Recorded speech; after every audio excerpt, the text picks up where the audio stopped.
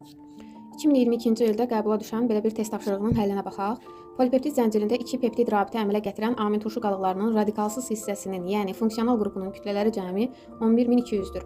Bu, polipeptid zəncirindəki amin turşu qalıqlarının funksional qruplarının kütlələri cəmini hesablayın. Əvvəlcə siz məsələnin şərtini oxuyanda 2 peptid rabitə əmələ gətirən amin turşu qalıqları dedikdə ağlınıza gələ bilər ki, sadəcə burada 2 peptid rabitədən söhbət gedir. Xeyr. Burada nəzərdə tutulan ortadakı amin turşu qalıqlarıdır ki, sağdan və soldan peptid rabitə əmələ gətirirlər. Yəni bir amin turşu 2 ədəd peptid rabitə əmələ gətirir. Həmin amin turşular nəzərdə tutulmuş olur. Biz amin turşuların yaranması zamanı, daha doğrusu zülalların yaranması zamanı bilirdik ki, amin turşular bir-biri ilə zəncirvari birləşirlər və bir amin turşunun amin qrupundan hidrogen ayrılır, digər amin turşunun isə karboksil qrupundan OH ayrılır.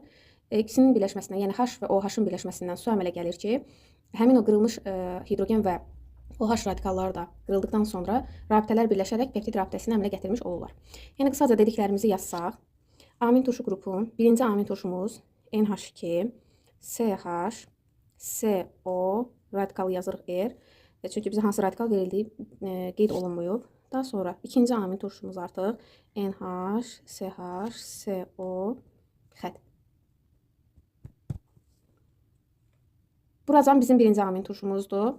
Artıq ortada yazdığımız ikinci amin turşumuz, yəni ümumən ortada olan amin turşulardır ki, ortada olan amin turşular 2 ədəd peptid rabitənin əmələ gəlməsinə iştirak edirlər. Bir sağdan, bir də ki soldan. Sonuncu amin turşumuzu da yazaq, yəni zülalı bitirən amin turşunu.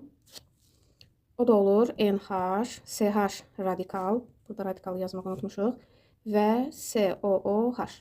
Bu da zülalımızı bitirən amin turşu. Bu başladan amin turşu, bu isə bitirən amin turşudur və digər ortada olanlar isə 2 ədəd peptid rabitənin əmələ gəlməsində iştirak edir. Başlanğıc və sonda yerləşən amin turşular isə sadəcə 1 ədəd rabitənin əmələ gəlməsində iştirak etmiş olurlar. Və məsələnin şərtinə görə 2 ədəd peptid rabitəni əmələ gətirən qalıqların radikalsız, yəni R-i nəzərə almadan kütlələrinin cəmi 11200-dür, ortada olanlar. Amma bizdən ümumi polipeptid zəncirindəki amin turşu qalıqlarının funksional qruplarının kütlələri cəmini soruşur. Yəni biz əvvəlcə başlanğıcda yerləşən amin turşunun funksional qrupunun kütləsini tapmalıyıq.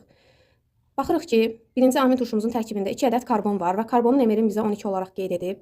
2 vurulsun 12, üstə gəlsin. 1 ədəd azotumuz var, azotun emeri 14, üstə gəlsin. 3 ədəd hidrogenimiz var, 3, yəni hidrogenin ayrı 1-dir deyə. Və bunları cəmlədiyimiz zaman, bir də oksigeni nəzərə almadıq. Oksigenimiz də ki 1 ədəddir, bu da 16 edir. Bunları cəmlədiyimiz zaman bizə verir 57.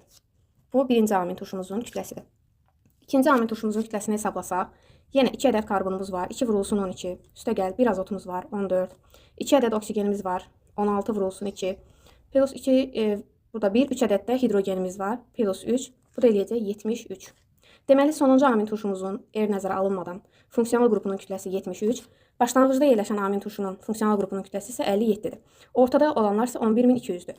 Bizdən ümumi funksional qrupun kütlələri cəmini soruşursa, bu zaman ortada olanları, yəni 11200-ün üzərinə 57-ni, yəni başlanğıcı amin turşunun kütləsinə və son 73, yəni sonuncu amin turşunun kütlələrini gəlirik.